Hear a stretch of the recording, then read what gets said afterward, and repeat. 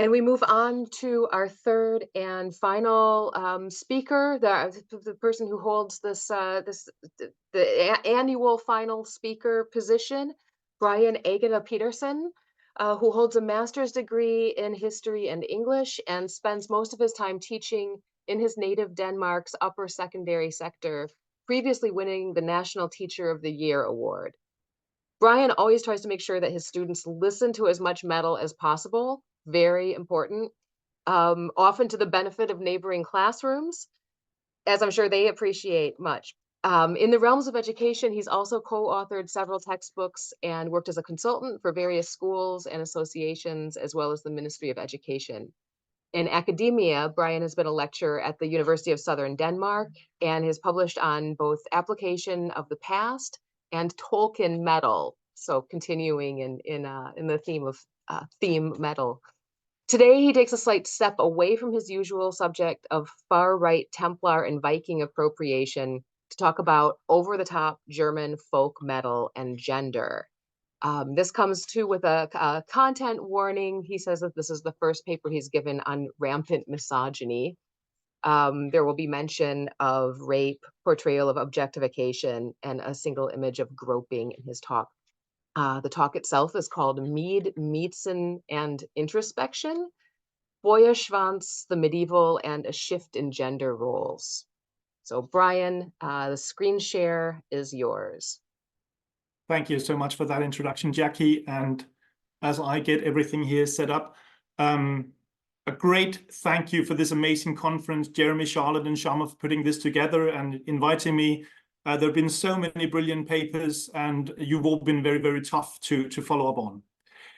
So I'll simply just get started here.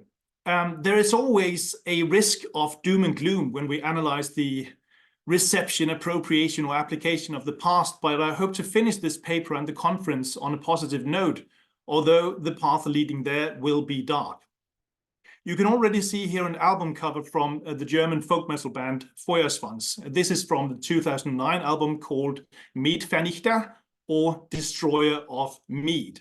And I think it sums up a lot of the band here with the comedy element, the obvious medievalism, references to popular culture that we know in the Superman element that we also saw in Federico's talk earlier, and especially the drinking part. So this is what I am going to talk about. My set list. The first question, can I play with identities based on some theoretical terms I like to use when we talk about the play element with metal? The double-edged sword of comedy, definitely. Then we move on to the band itself when I talk about the Enchanted Feuerschwanz. After they found themselves in a bit of controversy, the call of criticism, possibly after that, some winds of change, and finally, we can hopefully all party like Vikings. But on to the theoretical element. In previous talks, I have lauded these enchanted zones, and I'm going to keep doing so again, because they're so wonderful for understanding metal and a lot of appropriation of the past in general. The term Enchanted Zone was originally coined by Swedish anthropologist Lotten Gustafsson about role-playing and other kinds of reenactment. She says when we role-play or reenact, we create a play chronotope, a time and place where different rules apply. That is also the case when we listen to metal or attend metal concerts or whatever. We know that different rules apply, and that allows us to break down barriers, act differently, perhaps even subconsciously, and cover, talk about, and act out in ways and about topics that are not usually allowed or even taboo. An additional layer of play is added when the topic is medievalism or even Vikingism, as those tend to be portrayed as modern or postmodern society's historical other. Here, the term playing is even more applicable when even more than it normally is, because we talk about humor, and humor adds an additional level of play, or at least the potential for play, as long as we all know the rules of the game. And yet, there is a potential problem with comedy, and especially something that has come to light in recent years. And a term we can use here is Schrödinger's joke. And in my bibliography, there is a further at the end of these slides, there is a bibliography with further reading, including a link to this article by Erin Stoner when she says that Schrödinger's joke is a purgatory between sincerity and jest, often used, weaponized by the alt-right or the far right. And I think Schrödinger's joke can best be summed up in the term, you make a joke, and if people agree, or you claim it's a joke, if people agree you're serious, if they call you out, it's a joke, and everybody should just stop being so sensitive. I think we've all stumbled upon those kinds of people online. Because it is possible in this way to take refuge in absurdity or ridiculousness instead of taking refuge in audacity. And one really, really dark and harrowing and horrible example of this is this quote. Whilst we may use edgy humor and memes in the vanguard stage and to attract a young audience, eventually we will need to show the reality of our thoughts and our more serious intents and wishes for the future.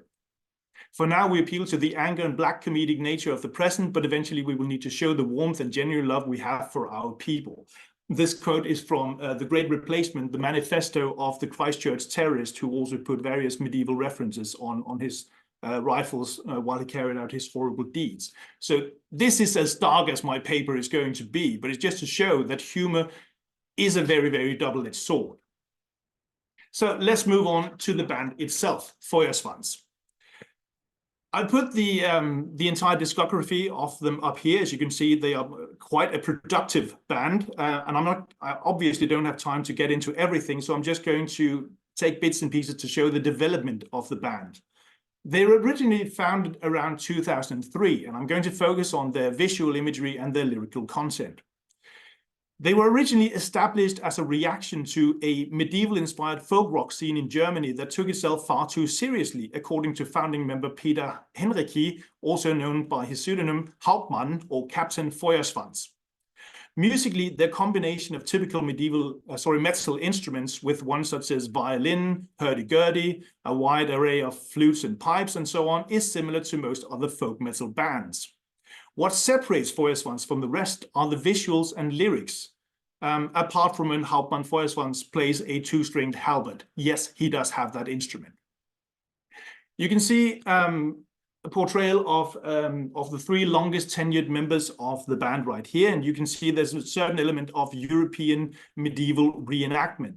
Not one that is focused on historical correctness, but it looks recognizable to a general audience and accordingly creates an illusion of authenticity. I really loved some of the stuff we heard in the last paper. The outfits are over the top. You can see these are the three longest tenured members of the band. From the left, Johanna von der Vogelwälde. In the middle, Hauptmann Feuerschwanz. And on the right, what is called the creative force of the band, Prinz Hodenherz der Dritte. And I'm going to come back to some of the names in a moment. Especially their earlier lyrics revolve around topics such as drinking mead, sex, drinking mead, standing together, satirical takes on stereotypical medieval life, and fairy tale land falling into crisis because it runs out of mead. Noteworthy songs from the band's earlier period include Hurra, Hurra, die Pest ist da, or Hooray, Hooray, here's the plague, Wir lieben Dudelsack, or We Love Bagpipes, which is a song about how your love of the Middle Ages rekindled when you hear bagpipes and drink Hippocras or strong fortified spicy wine for breakfast. Or even the song Der Henker, in which an executioner actually wants to work as a gardener and landscaper.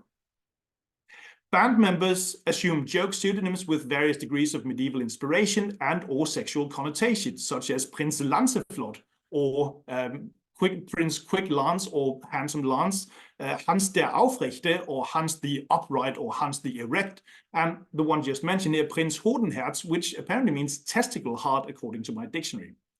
But nothing is more punny and lowbrow than the name of the band has itself, because the namesake of the band is supposedly this cute little fish, in English called the red-tailed black shark, or in German, Feuerschwanz, which means fire tail, because of its vivid and beautiful red tail. Of course, in German, the word Schwanz is a very normal and vulgar slang term for a penis, so we definitely know what's going on here. Originally, the band was an all-male ensemble of musicians until founding member Walter von der Vogelweide, a real medieval name among the jokes, left and was replaced by his so-called sister, Johanna, that you just saw there in 2005. She's also been the band's primary manager ever since, or at least until they signed with Napalm Records in 2019. Other women members of the band include the Miezen, that you can see an old picture of here. Miezen could be translated into kitty cats or pussycats. They are dancers and performers on stage whose original costumes, as you can probably see, included tails, furry ears, and painted on cat noses and whiskers. The current ones who have been parts of Feuerschwanz for years are called Miezen and Miezen Mushmush. Very, very cute names, not signifying power in any way. And this is a part of what would become an issue of possible sexism among the band. Other examples include these 3 YouTube thumbnails of videos you can search for with the bands, all focusing on Johanna von der Vogelweide, the violinist. Now, I'll let the viewer decide if the term male gaze is the appropriate one to use here, but I think we can all agree on that. In fairness, it should be mentioned that the top 2 thumbnails are no longer the ones you will find when you search for those specific songs. They have been changed to something far more neutral, which I think is a bit of a harbinger of things to come. Other elements that could be construed as sexism include some of the portrayals they have in their videos. And I have a couple of GIFs here. There's definitely objectification and groping going on in the next ones. And I'm going to use some from the 2010 music video for Ich will tanzen, or I want to dance, or I will dance, their very first music video. Everybody in the song does enough pelvic thrust to really drive you insane. Parts are highly suggestive, as you can see here, and in another part, Hauptmann Feuerschwanz even grabs the breast of one of the Miezen, looking very, very happy about that element. Sorry, something just came up on the screen. And this led to criticism, because in 2015, the Fairy Tale Festival at the University of Osnabrück removed Feuerschwanz from the lineup. Accusations of sexism were mentioned along the way for the reason why they were removed. Misogynist lyrical content was mentioned, along with lyrics that are absolutely sexist and even talk about non-consensual intercourse, including rape.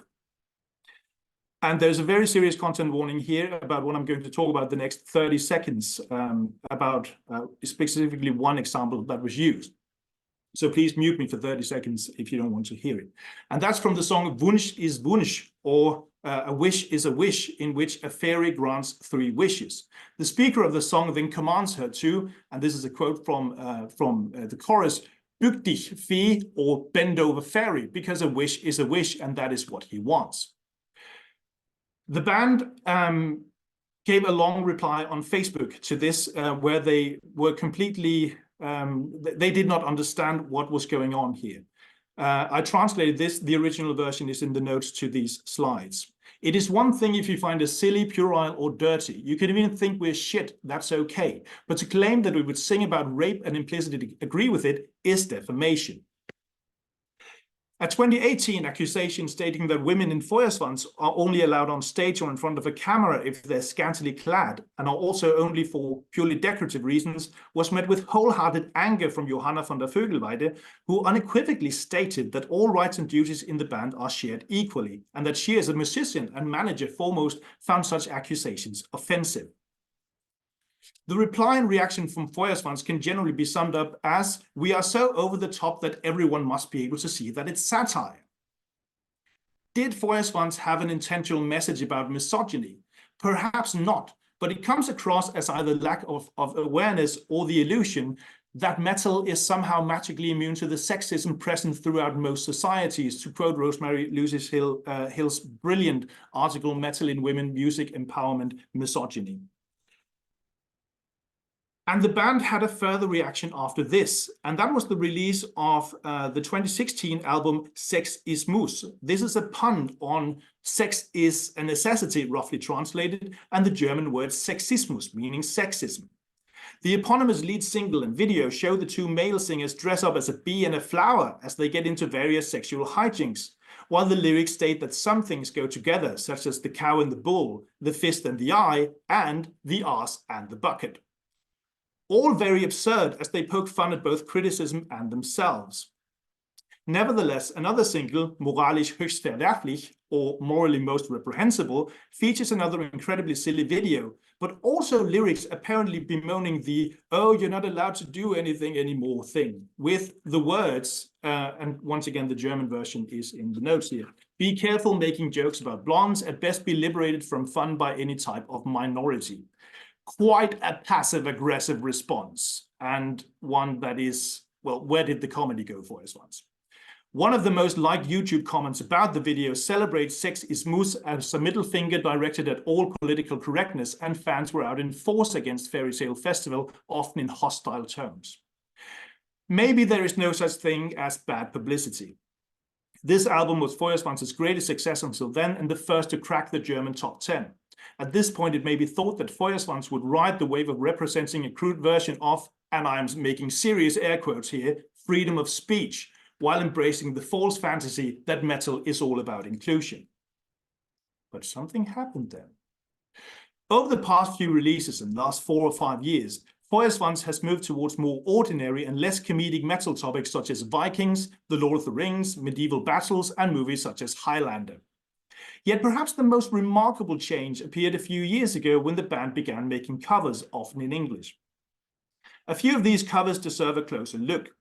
2 of them feature guest vocals by Swiss singer Melissa Bonney, especially her powerful growls and screams, which, as stated in Rosemary Lucy Hill's article, are not seen as feminine, no matter the biological fact behind the ability to growl and scream. One cover is of Warriors of the World United from December 2021 by, and I'll give you a moment to do the post behind your screens if you want to, Manowar, in which Bonney is the first one seen in the video after the 2 Miezen dressed as warriors call everyone to battle.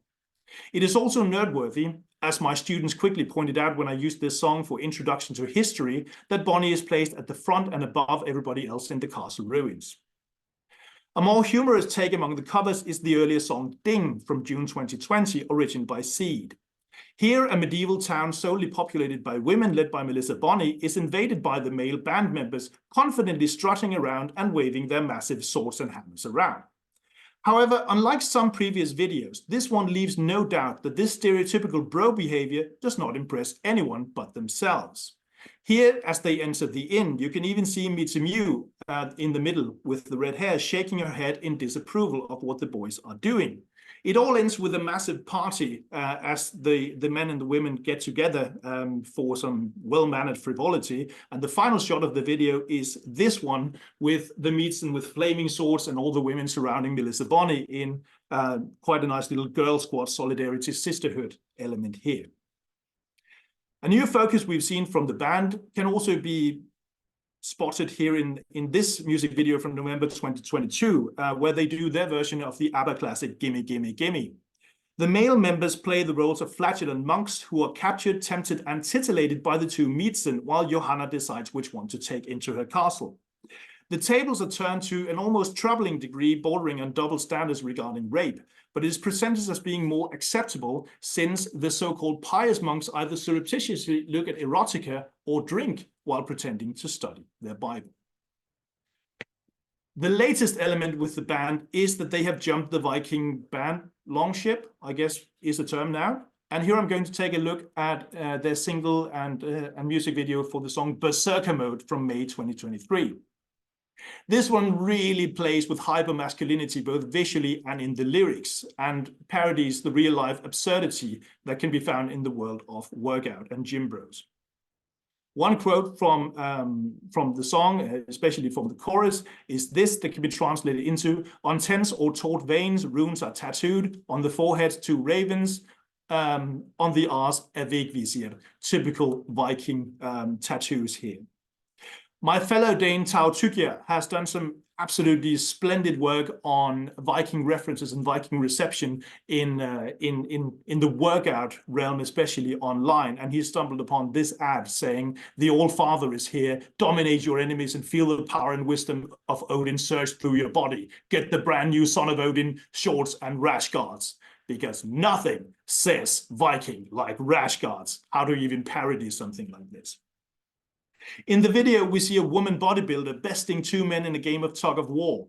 We also see her being able to lift the heaviest weights with a single hand, while a man makes a show of gobbling a raw egg from a drinking horn.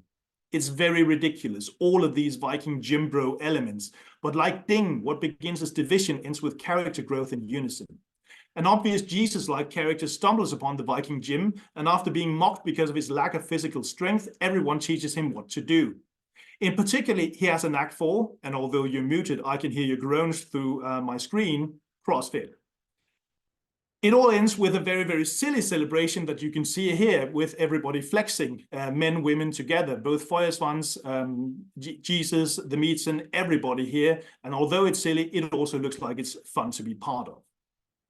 Generally, a change that I've seen in the videos is that the Miezen have a different and far more active role now. They've gone from furry fantasies to Valkyries. And although that's also a male fantasy, that's a completely different discussion. They have more agency and are more powerful now.